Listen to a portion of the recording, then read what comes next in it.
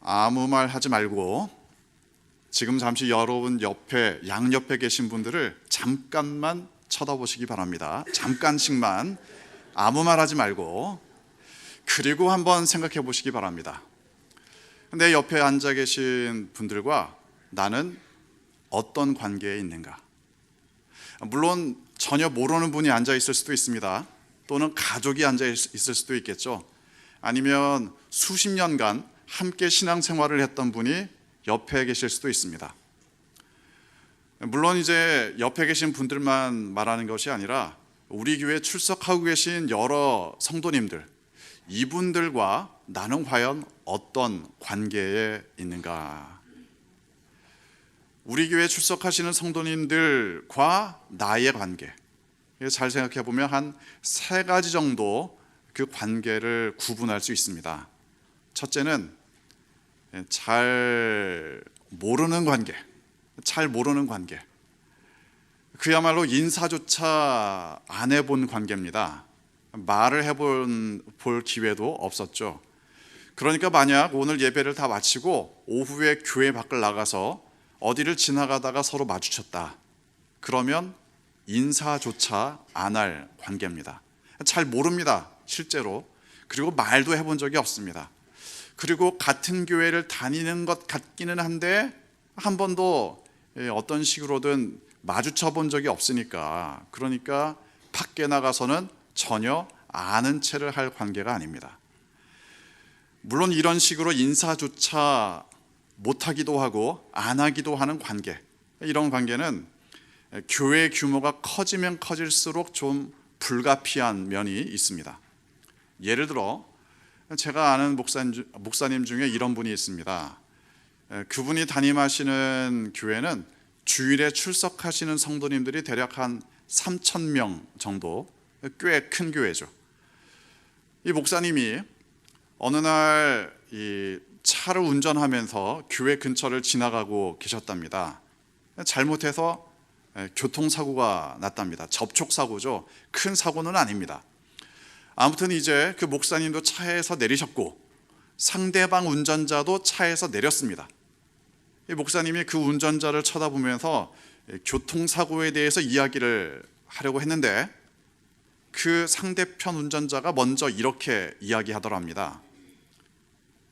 아니 목사님, 그 목사님의 고백이 그렇습니다. 솔직히 그 성도님의 얼굴을 몰랐다. 그리고 그게 그 성도님과 나눈 첫 번째 대화였다. 사람이 너무 많으면 이런 상황이 불가피할 수도 있습니다. 교회뿐만 아니라 이건 어떠한 조직이든 어떠한 모임이든 어쩔 수 없는 면이 있겠죠. 물론 교회 다니면서 얼마나 적극적으로 활동하고 모임에 참여했느냐, 그러니까 남선교회 모임, 여전도회 모임, 구역 모임 또는 봉사 부서 등등, 여기에 얼마나 적극적으로 참여했느냐, 이것에 따라서 아는 사람의 범위가 달라질 수밖에 없겠죠. 그저 교회를 예배만 참석하고 각종 모임에는 나가본 적이 없다, 그러면 아무리 오래 교회를 다녔어도 아는 사람의 범위라는 것은 대단히 제한적일 수밖에 없습니다.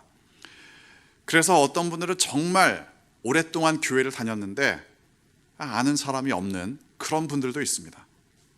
자, 두 번째로 이런 관계가 있습니다.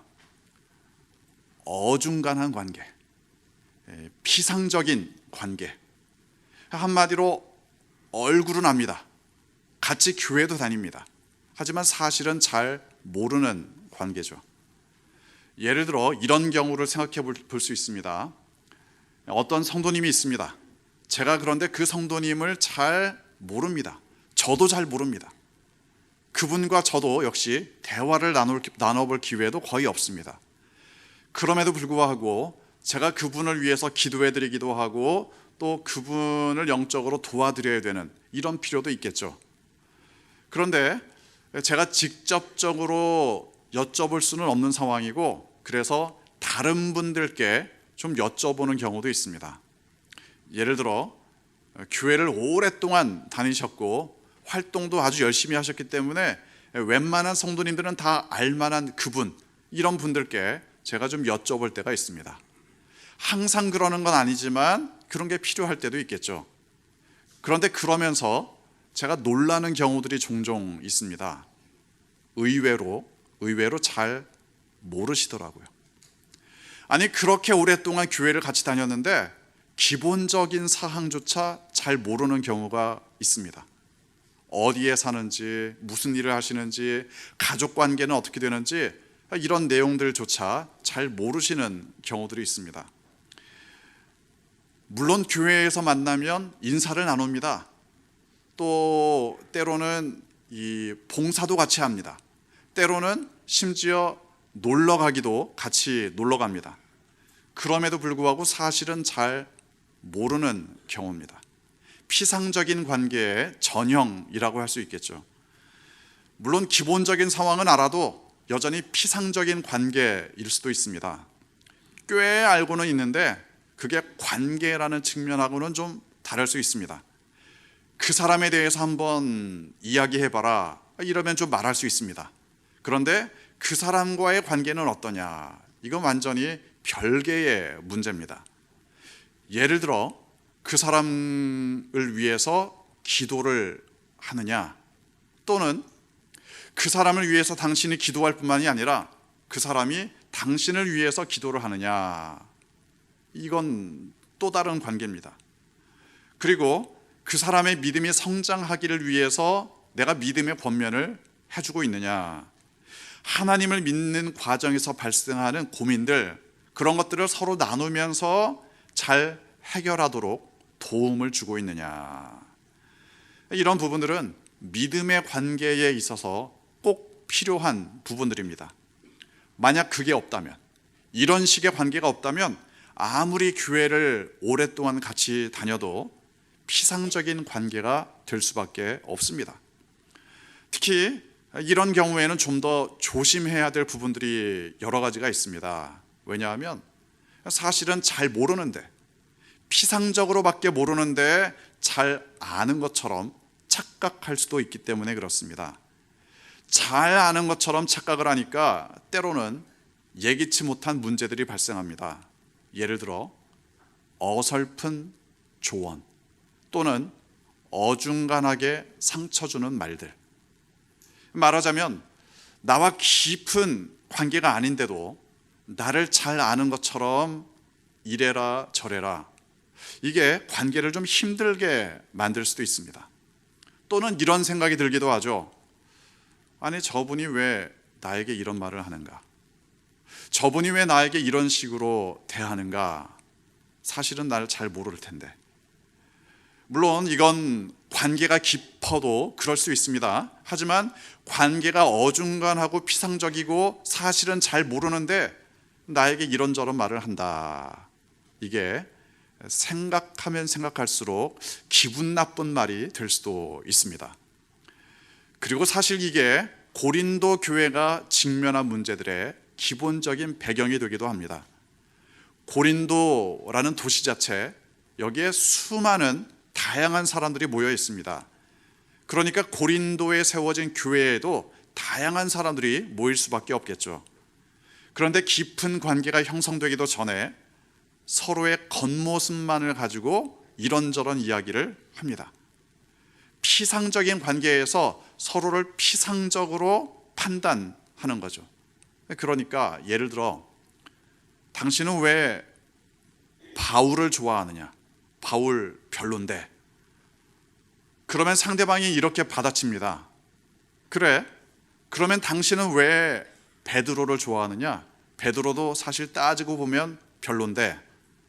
이게 실제로 고린도 교회에서 일어났던 일들입니다.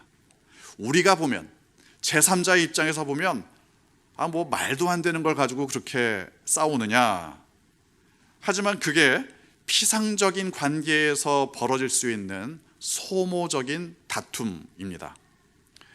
그리고 피상적인 관계에서는 섭섭하고 서운한 일들도 많습니다. 당신이 어떻게 나에게 이럴 수 있느냐? 어떻게 나를 이 정도로밖에 대우하지 않느냐? 그런데 사실은 서로 깊은 관계가 아닙니다. 깊은 관계가 아니기 때문에 좀 넘어가 주거나 아니면 참아주거나 이런 게 쉽지 않은 거죠.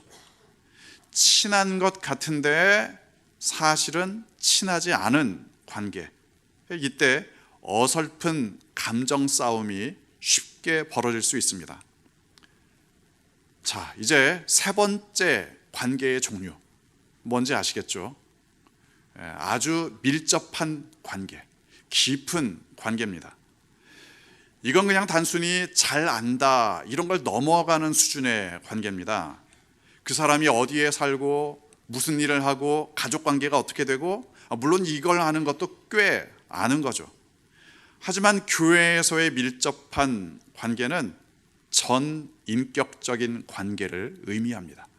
서로를 지식적으로도 잘 압니다. 서로의 감정을 공감할 수도 있습니다.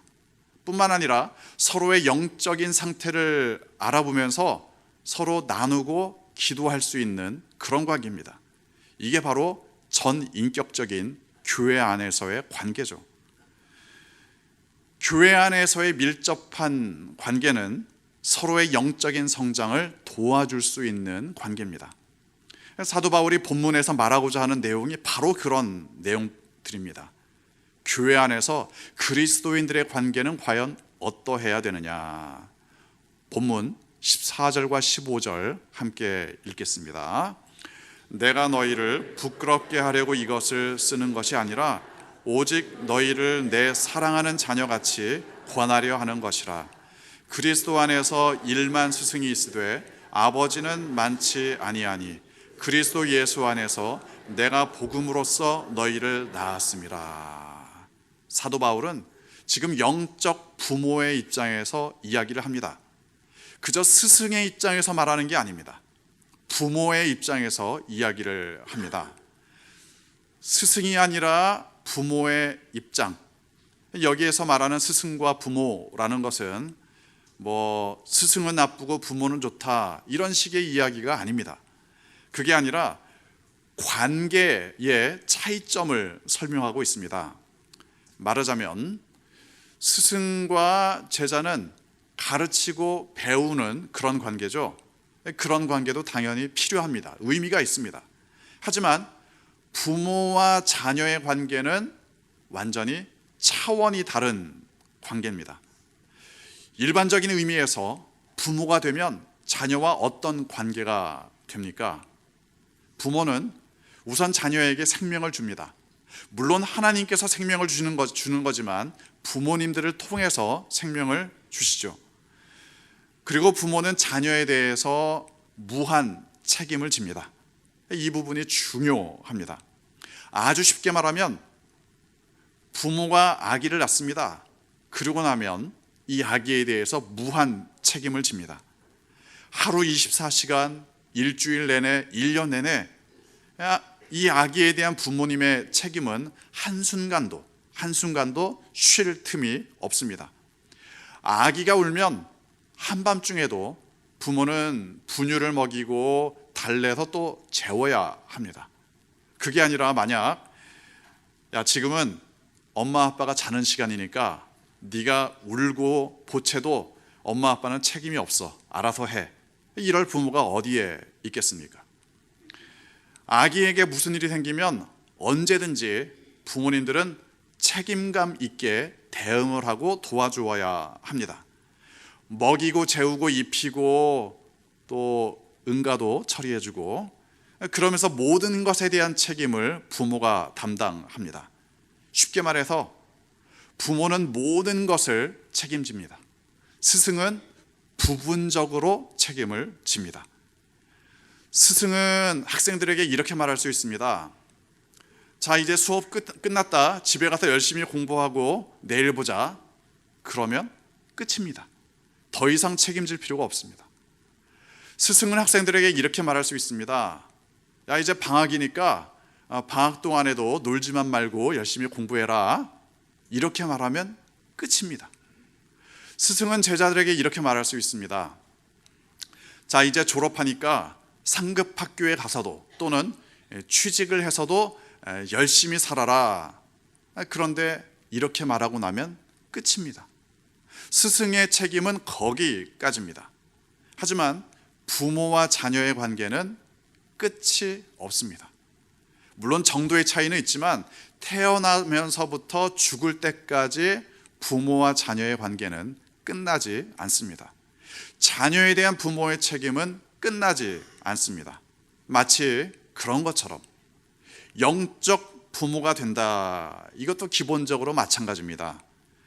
때로는 전도를 통해 어떤 사람에게 영적인 생명을 선물해 줄 수도 있습니다. 때로는 성경 공부를 통해 그 사람이 성경에 근거하여 믿음 생활을 할 수 있도록 도와줄 수도 있습니다. 때로는 믿음 생활에 문제가 발생했을 때 문제가 있는지 물어보기도 하고 그 문제를 풀어갈 수 있도록 도움을 줄 수도 있겠죠. 그런 과정에서 얼마나 책임감 있게 도와주느냐, 여기에서 영적 스승과 영적 부모가 달라집니다. 만약 성경을 잘 읽으세요, 또 기도를 열심히 하세요, 끝. 만약 여기에서만 끝난다면 아주 단순하게 말해서 그것은 스승과 제자의 관계로 그치게 됩니다. 물론 잘 가르쳐주는 것도 필요합니다. 하지만 영적 부모는 거기에서 끝나지 않습니다. 영적 부모는 실제로 그 사람이 말씀대로 살아가도록, 영적으로 성장하도록 반복해서 계속해서 가르쳐 줍니다. 언제까지? 말씀대로 살 때까지. 또 영적인 자녀가 믿음 생활에서 실패하고 힘들어하면 무슨 문제가 있는지 고민도 들어주고 상담도 해주고 권면도 해주고 기도도 해줍니다. 한 번만이 아니라 그 문제가 해결될 때까지. 영적인 부모는 무한 책임감을 가지고 자신의 영적인 자녀들을 도와주려고 합니다. 이게 차이점입니다. 기억하시기 바랍니다. 영적 부모는 상하 관계를 의미하는 게 아닙니다. 나는 당신의 영적인 부모고 당신은 나의 영적인 자녀다, 이런 식의 뭔가 거리감이 있는 상하 관계가 아닙니다. 그게 아니라 얼마나 사랑하는 마음으로 책임감 있게 도와주느냐, 이게 중요합니다. 교회에서 그리스도인들이 어떤 관계여야 하는가? 서로의 믿음에 대해서 책임감 있게 도와주려고 하는 관계가 되어야 합니다. 그러면 그게 바로 영적 부모로서의 역할입니다. 언제까지 받기만 할 겁니까? 언제까지 누군가 나를 도와주는 것을 기대하기만 할 겁니까? 내가 누군가를 영적으로 도와주고자 하는 그런 마음, 이게 있어야 됩니다. 그리스도인들의 삶의 목표는 영적 어린아이가 되는 것이 아닙니다. 그리스도인들의 삶의 목표는 영적 부모가 되는 겁니다. 그렇기 때문에 때로는 내가 상대방의 영적 부모로서의 역할을 하기도 하고, 때로는 상대방이 나에게 영적 부모로서의 역할을 할 수도 있습니다. 우리 교회 올해의 목표가 뭡니까? 관계의 기쁨을 누리는 교회, 관계의 기쁨을 누리는 교회. 그런데 여기에서 말하는 관계의 기쁨이라는 것은 피상적인 관계가 아닙니다. 그냥 겉으로 좋게 좋게만 넘어가는 그런 정도의 관계도 아닙니다. 서로의 믿음이 성장하도록 도와주는 것이 얼마나 중요합니까? 책임감 있게 서로가 영적으로 성장하도록 도와줍니다. 상대방의 믿음이 성장할 때 하나님과 사람을 더 사랑하고 더 섬기게 될 때 영적인 부모의 입장에서 보면 얼마나 기쁨이 넘치겠습니까? 서로가 그 기쁨을 누린다면 우리 교회는 얼마나 더 건강하고 행복한 교회가 되겠습니까? 사도 바울은 이제 영적 부모로서의 역할을 좀 더 확실하게 알려주고 싶습니다. 본문 17절 함께 읽겠습니다. 이로 말미암아 내가 주 안에서 내 사랑하고 신실한 아들 디모데를 너희에게 보내었으니 그가 너희로 하여금 그리스도 예수 안에서 나의 행사 곧 내가 각 교회에서 가르치는 것을 생각나게 하리라. 영적인 관계가 뭐냐? 사도 바울은 설명하는 것으로서 끝나기를 원치 않습니다. 디모데를 보냅니다. 디모데가 누구냐? 사도 바울의 영적 아들입니다. 나의 영적인 아들 디모데를 너희들에게 보낸다. 이거죠. 봐라. 이게 바로 영적 부모와 자녀의 관계다. 그 관계의 실제다. 디모데가 바로 그 관계의 실제다. 이게 대단히 중요합니다. 우리 교회에서도 영적 부모와 자녀 관계, 이게 실제로 많이 생겨야 합니다. 저분이 나에게 있어서 영적인 부모로서의 역할을 하셨다. 내가 믿음에 대해 하나도 모를 때 저분이 나에게 마치 걸음마를 가르치듯 하나씩 하나씩 가르쳐 주셨다. 내가 믿음의 굴곡을 경험할 때도 계속 붙잡고 기도하고 권면해주고 다시금 일어날 수 있도록 도움을 주셨다. 이런 식으로 실제 사례가 많이 발생해야 합니다. 왜냐하면 영적인 부모와 자녀는 이론이 아닙니다. 이론으로 그쳐서는 안 됩니다. 실제입니다. 그러니까 영적 부모가 뭐냐, 영적 자녀가 뭐냐, 이걸 이론으로 설명하는 것이 아니라 아무개를 봐라, 저 사람을 봐라, 저거다, 이렇게 보여주는 게 훨씬 더 확실합니다. 그런 의미에서 사도 바울은 디모데를 고린도 교회에 보낸 겁니다. 물론 영적 부모라고 해서 완벽한 사람이 된다는 것을 의미하는 건 아닙니다. 또는 약간 교만한 자세로 항상 누군가를 가르치려는 태도를 갖는 그런 식의 태도를 의미하는 것도 아닙니다. 다만 누군가를 책임감 있게 사랑하는 마음으로 영적으로 도와주는 것이 바로 영적 부모의 자세입니다. 그리고 그게 바로 예수 그리스도를 본받는 삶입니다. 왜냐하면 예수님은 말로만 끝나지 않았습니다. 너희들 죄짓지 말아라, 잘 지내라, 끝, 이게 아닙니다. 예수님은 직접 죄인을 찾아오셨습니다. 죄인들을 대신해서 십자가에 달리셨습니다. 예수님은 우리에 대해서 무한 책임을 지셨습니다. 그러니까 우리가 영적 부모로서의 역할을 감당한다. 그때 예수님을 본받는 삶을 살게 됩니다. 예수님의 십자가를 본받는 것, 그게 바로 그리스도인들의 능력입니다. 본문 20절 함께 읽겠습니다. 하나님의 나라는 말에 있지 않고 오직 능력에 있습니다. 고린도 교회 성도들 중에는 교만한 사람들이 꽤 있었습니다. 말만 하는 사람들이죠. 입만 살았습니다. 또 그 말을 가지고 사람들을 판단하고 정죄하고 또 어설픈 관계에서 사람들을 시험에 빠뜨리곤 했습니다. 그들에 대해서 사도 바울이 말합니다. 하나님의 나라는 말이 아니라 능력에 있다. 그리고 그 능력은 바로 그리스도를 본받아 사람들에게 영적인 영향을 끼치고 사람들에게 영적인 부모가 되는 데에 있다. 다른 사람들을 사랑하고 섬기고 또 책임감 있게 영적으로 도와주는 것이 바로 그리스도인들의 능력이다. 여러분의 영적 부모는 누굽니까?